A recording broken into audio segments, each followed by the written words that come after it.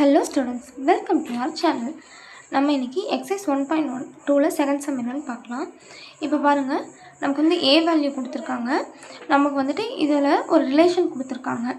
என்னது square of, அதாவது இதில் உறவு என்ன அப்படின்னா வர்க்கம் அப்படின்னு. இப்போ நம்ம a cross a இந்த ஆட்களம், அதாவது டொமைனு அண்ட் ரேஞ்ச் இது கண்டுபிடிக்கணும். எப்படின்னா ஃபஸ்ட்டு வர்க்கம் அப்படிங்கிறதுனால நான் ஒவ்வொருவோட வர்க்க எண்ணை ஃபைன் பண்ணிக்கிறேன். இப்போ நமக்கு 45 தான் அதிகபட்ச எண், பட் நமக்கு 49 இருக்கனால இதை நம்ம எடுத்துக்க மாட்டோம். இப்போ இது வரைக்கும் தான். இதை நம்ம 6ஆக எப்படி எழுதணும் அப்படின்னா இப்படி தான் வந்துட்டு நம்ம எழுதணும். இந்த ஸ்கொயரெல்லாம் விட்டுட்டு நம்பர்ஸ் மட்டும் எழுதணும்.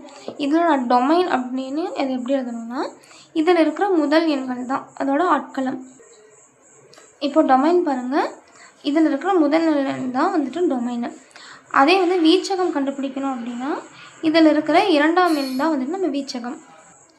இப்போ நம்ம இதோட உறவுகள் டொமைன் ரேஞ்ச் எல்லாமே கண்டுபிடிச்சிட்டோம். உங்களுக்கு ஒரு டவுட் வரலாம், a cross a தானே கேட்குறாங்க, நீங்கள் என்ன a ஃபுல்லாக எழுதாமல் இஷ்டத்துக்கு எழுதி வச்சுருக்கீங்க அப்படின்னு சொல்லிட்டு. பட் இதுதான் வந்து ரிலேஷன்.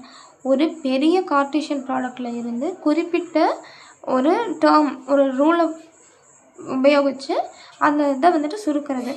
இப்போ நம்ம இந்த இடத்துல 45 எலமெண்ட் இருக்கனால நம்ம ஆக்சுவலாக கண்டுபிடிச்சோம்னா எப்படி வரும், 45 பெருக்கல் 45 அப்படின்னு சொல்லிட்டு கிட்டத்தட்ட 2025 எலமெண்ட்ஸ் கண்டுபிடிப்போம். ஆனால் நமக்கு வந்துட்டு வர்க்கம்னு கொடுத்ததுனால இவ்வளோ பெரிய செட்டை கணத்தை நம்ம இவ்வளோ ஒரு சின்ன கணமாக சுருக்கியிருக்கோம். ஓகேங்களா, இதுதான் வந்துட்டு ரிலேஷன்ஸ். நம்ம வீடியோ பிடிச்சிருந்தா லைக் பண்ணுங்கள், ஷேர் பண்ணுங்கள் அண்ட் சப்ஸ்கிரைப் பண்ணுங்கள். Thanks for watching. Bye.